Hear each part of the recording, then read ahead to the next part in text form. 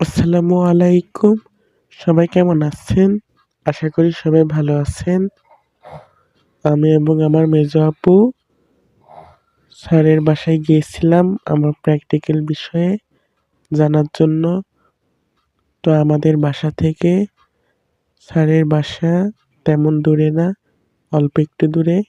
তো আমাদের বাসার কাছে রেল লাইন আছে। তো রেল লাইনের কাছে এসেছিলাম ট্রেনের ভিডিও তোলার জন্য।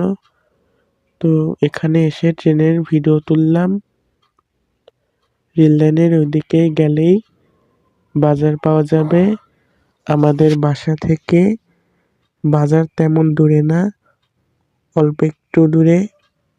আমাদের বাসার কাছে সবকিছুই পাওয়া যায়।